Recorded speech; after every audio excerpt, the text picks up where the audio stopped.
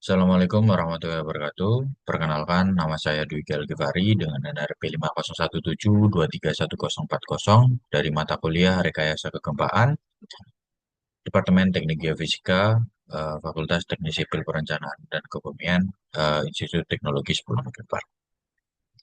Di sini saya akan mempresentasikan hasil pengolahan saya, pengerjaan saya, dan juga analisis terkait evaluasi akhir semester mata kuliah Rekayasa Kegempaan. Di sini saya menganalisis background acceleration dari data VS30 yang saya peroleh dari USGS dan juga dari sesar RMKS atau Rembang Madura Kangean Sakala segmen Tuban untuk studi kasusnya dari Kabupaten Tuban Provinsi Jawa Timur.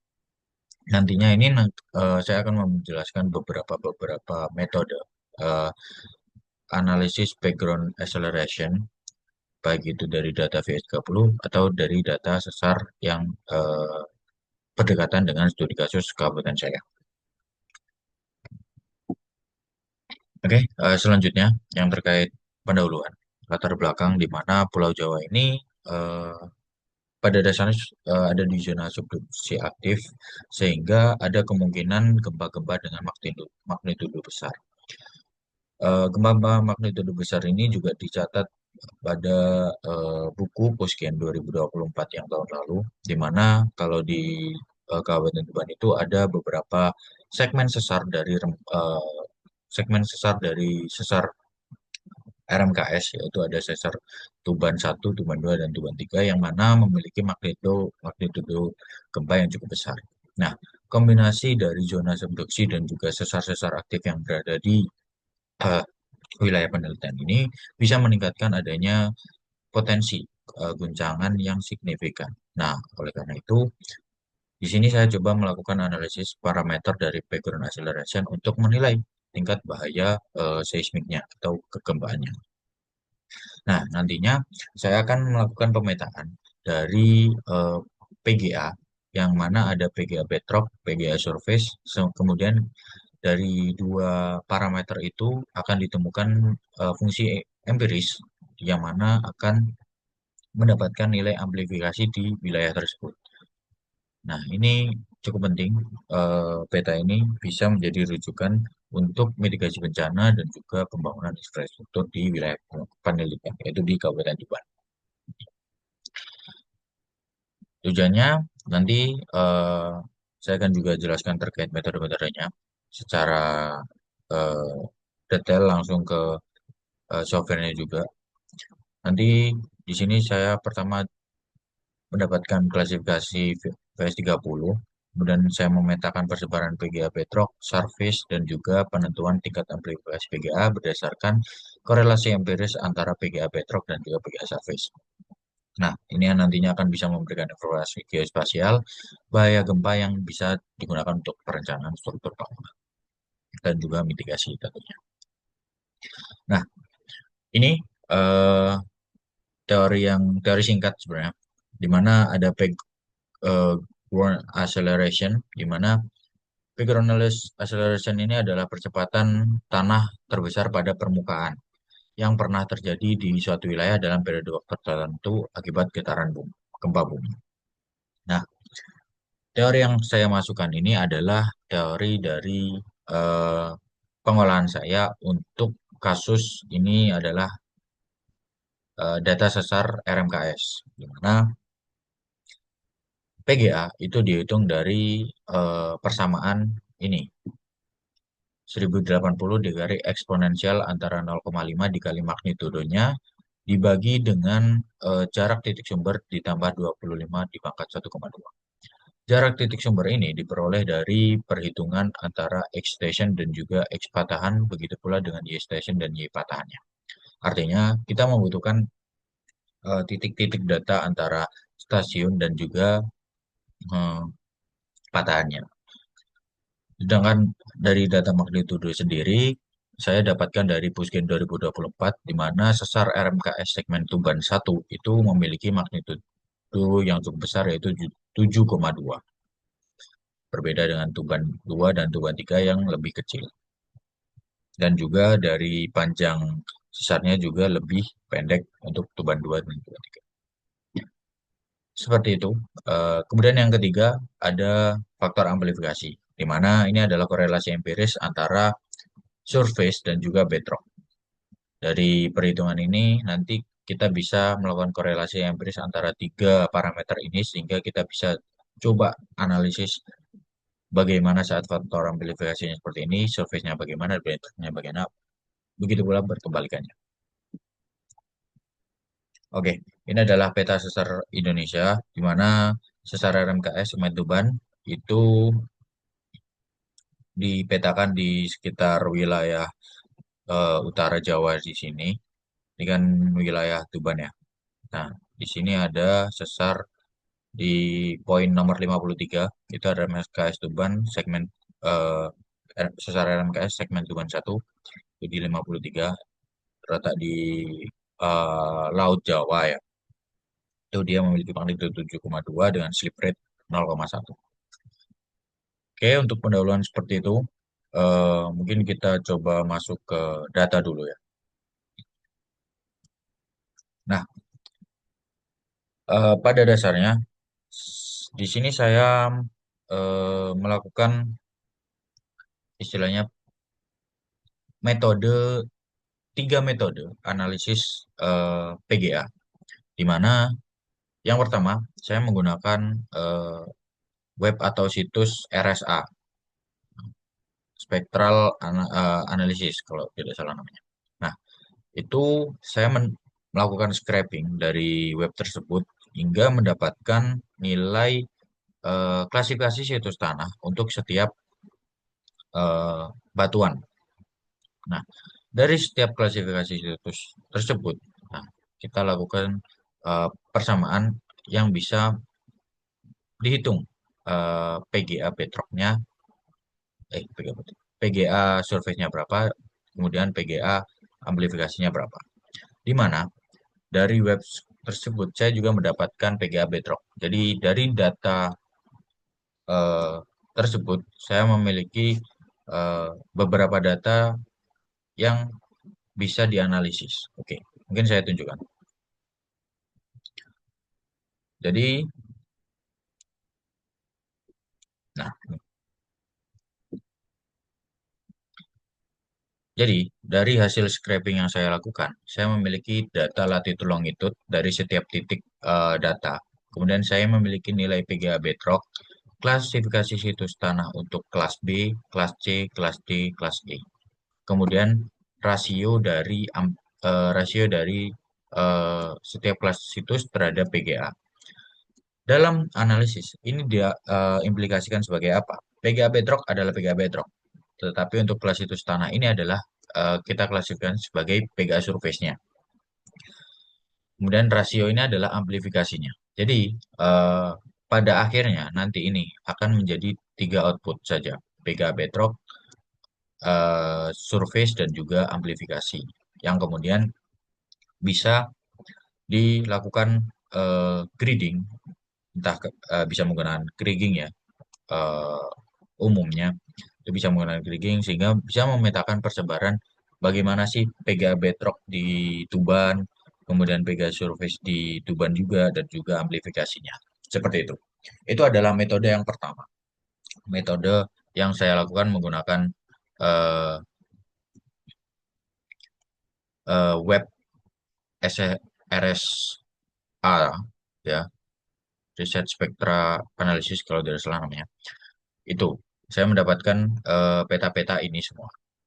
Nah, dari situ eh, kita cukup belajar terkait bagaimana eh, nilai PGA bedrock dan juga nilai PGA surface dan juga nilai PGA amplifikasi itu saling berkorelasi satu sama lain.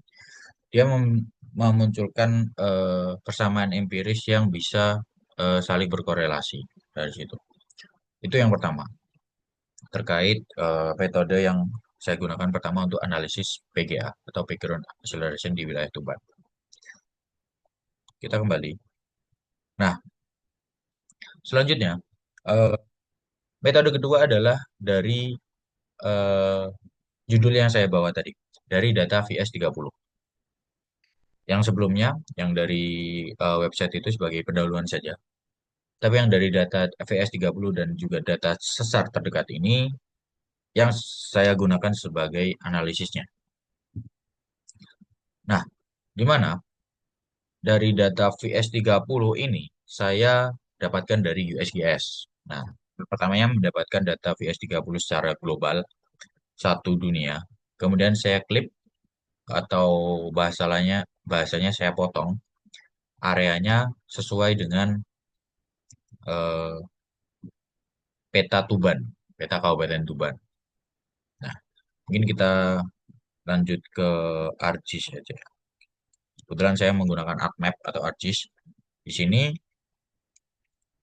saya tampilkan coba VS30 secara global. Nah, ini adalah visualisasi VS30 secara global. Nah, kemudian saya klip menggunakan eh, ini. Nah, jadi nilai ini. Nah, metode ini nanti kemudian saya lakukan reclassify atau istilahnya pengklasifikasian kelas situs tanah.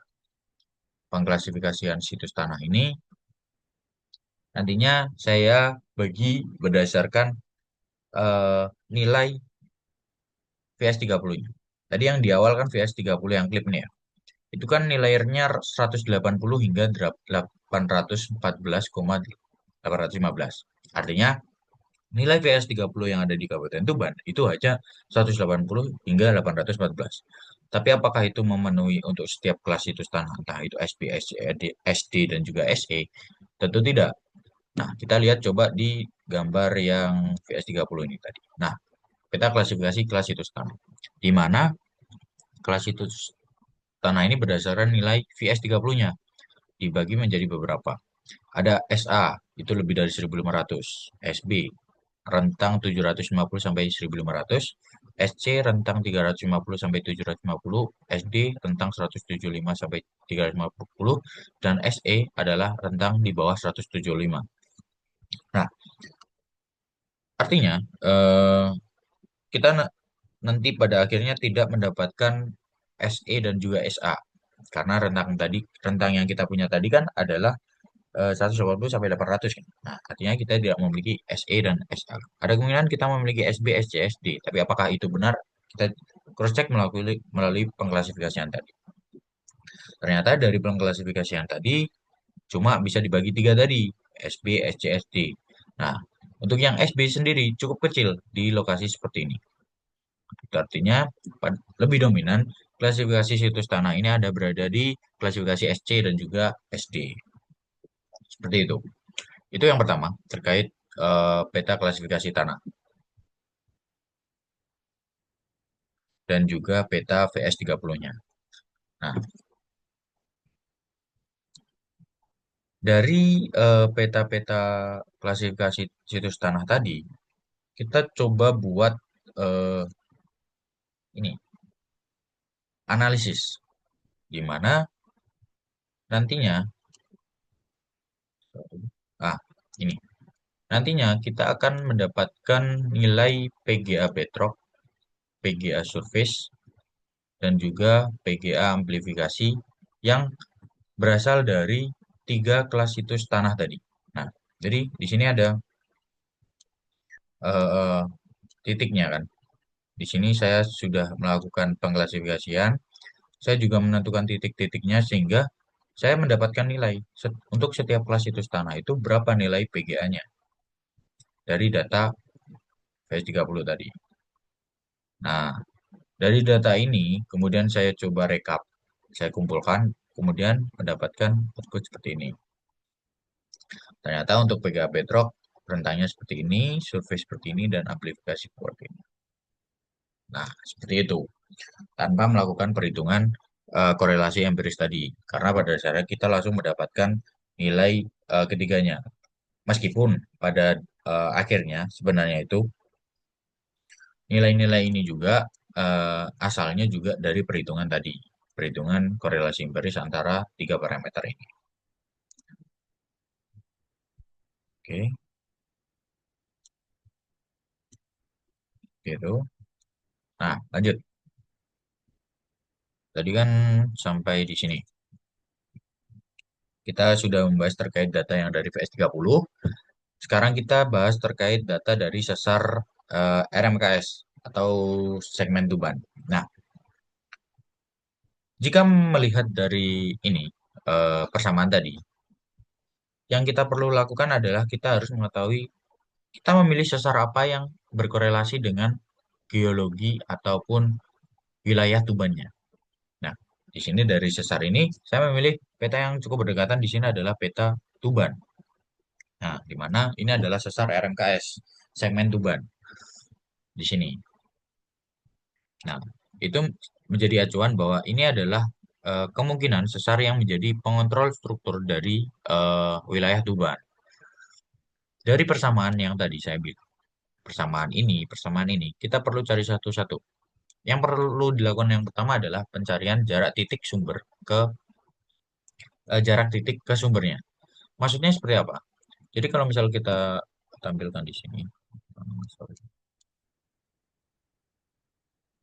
Nah, saya memiliki titik-titik data seperti ini dan kita coba tampilkan sesarnya. Nah, sesarnya ada di sini, di sekitar wilayah di, di atas seperti inilah. Nah, kita coba mencari titik-titik data ini jaraknya terhadap titik-titik data yang kita punya itu berapa? Artinya titik-titik data patahan ini dari titik-titik data yang kita punya di setiap wilayah itu berapa? Berapa jaraknya atau berapa R-nya? Parameter R-nya berapa? Begitu. Ada dua metode yang bisa kita lakukan. Itu kita bisa coba menggunakan eh, code, code Python itu bisa kita lakukan SAP. Jadi dari data SAP sesar ini kita masukkan ke code, kita nanti dapat parameter R-nya, kemudian kita hitung sorry, kita hitung PGA-nya di Excel. Bisa juga dari ArcGIS. Nanti kita masuk ke ini NIR. Nah, NIR ini dia mengkalkulasikan jarak dan juga eh, nilai berdasarkan eh, dua eh, istilahnya dua layer, layer sesar dan juga layer titik data saya. Nah, oleh karena itu dari itu nanti akan menghasilkan ini. Nah, ini kan tadi data grid-nya kan, data grid yang kita punya. Nah, nanti dia akan menghasilkan ini. Ini adalah parameter R yang diperoleh dari perhitungan tadi. Apakah ini eh, berkorelasi? Bukan berkorelasi. Apakah ini benar eh, nilainya? Sebenarnya saya sudah melakukan perhitungan yang cukup sama juga. Sebentar.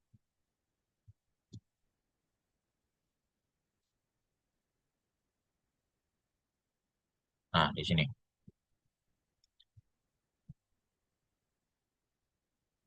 Ini adalah data eh, perhitungan yang menggunakan rumus, bukan menggunakan eh, NIR tadi yang di ArcGIS.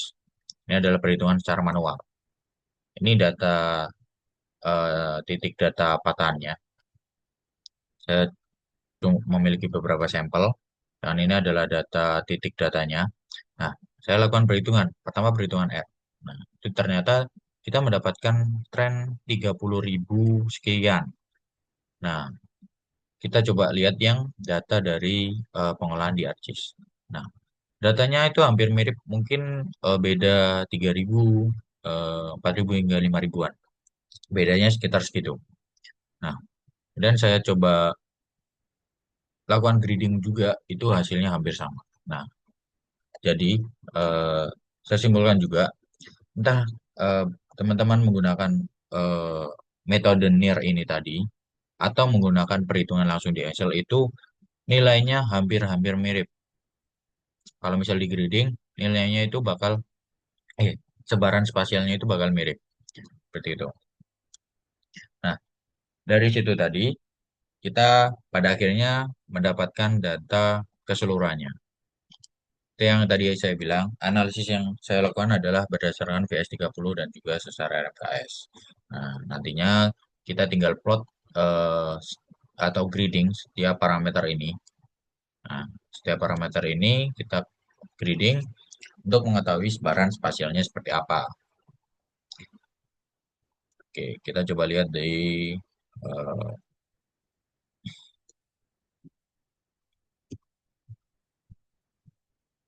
nah, ini yang kita tunjukkan yang pertama. Ini adalah peta VS30 yang tadi, yang awal.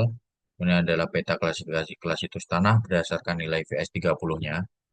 Terdapat tiga klasifikasi tanah, SB, SC, SD, yang mana lebih dominan SC-nya dibanding SC dan SD dibandingkan SB-nya. Nah, dari data parameter tadi, sorry, ini bukan, kita close dulu. Dari parameter ini, sorry, kesalahan. Nah, ini. Nah, dari data parameter ini, PGA Bedrock ini, yang pertama ini, ternyata sebaran spasialnya seperti ini. Nah, saat kita identifikasi dari data VS30-nya, ternyata eh, perhitungan PGA Bedrock ini dari data VS30-nya itu menggunakan eh, data sesar, bukan data sesar. Istilahnya sumber gempanya itu berasal dari sesar yang lebih regional, yaitu sesar Baribis Kendeng. Ini terlihat di spasial ini, di mana dia nilai PGA bedrocknya itu yang lebih tinggi ada di perbatasan Lamongan dan juga Bojonegoro. Padahal eh, kalau misal dilihat dari data sesar RMKS tadi, sesar RMKS berada di sekitar sini. Nah, harusnya sebaran spasial yang tinggi harusnya berada di utara, bukan di selatan tenggara sini. Nah, ini bisa diimplikasikan bahwa dari data VS30 tadi itu eh, menghitung berdasarkan data sumber gempanya itu dari eh, struktur geologi sesar Baribis Kendeng, yang mana sesar Baribis Kendeng menjalar hingga sampai si Surabaya dan melewati yang lainnya.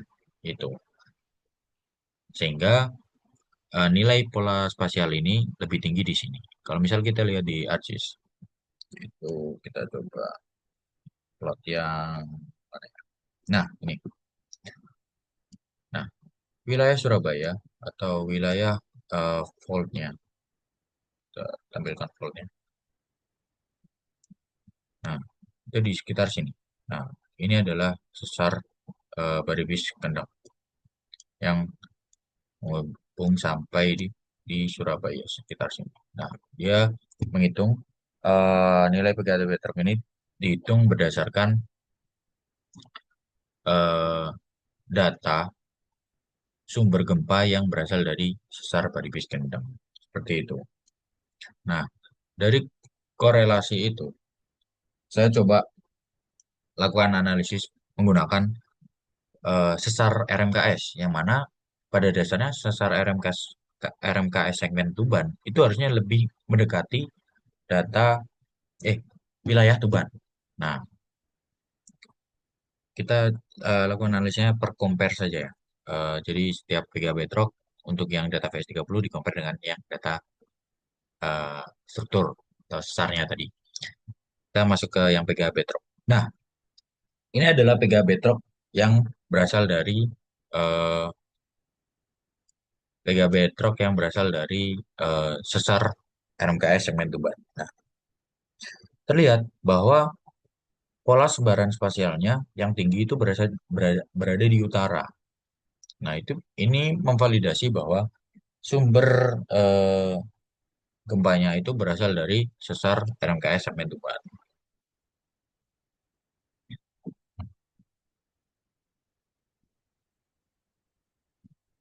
Nah, Ini menjadi analisis penting juga bahwa ternyata dengan parameter eh, titik sumber yang berbeda itu bisa menjadikan peta amplifikasinya berbeda juga sehingga itu bisa menjadi bias saat kita interpretasi wilayah-wilayah yang harus dimitigasi dari bencana gempa bumi. Nah, dari situ dari nilai Vega Bedrock dari database 30 dan juga data sesar tadi yang saya gunakan adalah RMKS tadi segmen Tuban. Itu kita juga lakukan perhitungan surface, Vega surface dan juga PGA ini, sorry, Vega surface dan juga amplifikasinya. Dari tren spasial ini, kalau kita lihat PGA Bedrock yang data VS30 ya, itu rentang yang tinggi ada di sekitar selatan ya, selatan Tenggara. Dan kita lihat di sekitar Vega surface-nya, itu dia mengikuti nilai dari ini, klasifikasi situs tanah ya, mirip dengan persebaran yang klasifikasi situs tanah, di mana nilai tinggi itu dari klasifikasi situs tanah yang SC atau velocity eh, seismiknya di rentang berapa tadi? Di rentang 350 sampai 750. Nah, dari peta amplifikasi, ini sebenarnya kita bisa tahu, kita bisa melakukan mengidentifikasi bahwa terjadi korelasi empiris atau perbandingan, di mana saat kita perhitungan amplifikasi, nilai eh, amplifikasi di daerah utara selatan itu turun dibandingkan di PGA surface-nya. Nah, di PGA survei-nya kan tinggi kan. Nah, sedangkan ini eh, mulai rendah atau mulai menengah, padahal di sini adalah tinggi. Nah, itu artinya persamaan antara faktor amplifikasi, persamaan ini, faktor amplifikasi PGA surface dan backdrop, itu memvalidasi bahwa saat di peta, bahwa misal PGA backdropnya tinggi, kemudian nilai PGA surface-nya itu tinggi juga, ada kemungkinan nilai peta amplifikasinya itu menengah atau bahkan rendah, ya gitu. Atau istilahnya lebih kecil dari nilai eh, bedrock dan juga surface-nya. Nah, itu juga bisa menjadi analisis. Ini hal yang sama juga terjadi di eh, peta-peta yang dari data titik ke sesar RMKS segmen Tuban. Nah, dari sini PKB Betrongnya dari atas kan, dia dia lebih tinggi di atasnya. Kemudian yang di sini Vega survei-nya juga tinggi di atas. Nah, saat dilakukan perhitungan, pasti nilai amplifikasi yang ada di utara ini pasti akan lebih kecil daripada nilai amplifikasi yang ada di selatan, barat, dan juga tenggara timur sini. Nah, oleh karena itu, grading pattern-nya bakal berubah seperti ini. Nah, korelasi ini yang menjadi hal penting dalam analisis peta amplifikasi ataupun nilai amplifikasi dari suatu wilayah penelitian.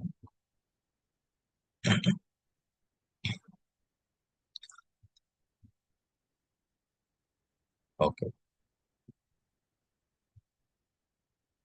ini juga saya coba tampilkan peta geologinya untuk membantu interpretasi bahwa ada nilai FVS 30 yang tinggi, bahwa nilai VS 30 yang rendah itu bisa menjadi korelasi dari setiap satuan geologi atau satuan litologi dari suatu peta geologi. Namun kita tidak coba bahas yang terlalu dalam. Kita coba bahas terkait eh, ini PGA bedrock, PGA surface dan amplifikasinya yang lebih mendalam. Nah, seperti itu eh, analisis yang saya lakukan, di mana mulai dari pendahuluan tadi saya jelaskan metodenya juga saya jelaskan bahwa saya memakai tiga metode. Namun dalam PPT yang saya tampilkan ini saya cukup dua analisis yaitu VS30 dan juga sesar RMKS karena saya rasa di analisis yang pertama yang menggunakan website itu saya hanya coba untuk mengenal bagaimana konsep PGA ini sendiri bekerja gitu. Oke,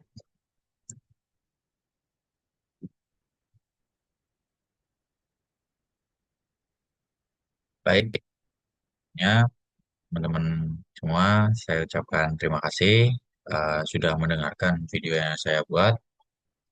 Semoga video yang saya buat ini bermanfaat dan bisa berguna dengan baik dan misal ada kesalahan ataupun bagaimana bisa tolong dikoreksi benarnya seperti apa sehingga bisa menjadi ilmu tambahan bagi saya dalam analisis selanjutnya.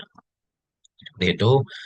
Terima kasih atas perhatiannya. Saya tutup. Wassalamualaikum warahmatullahi wabarakatuh.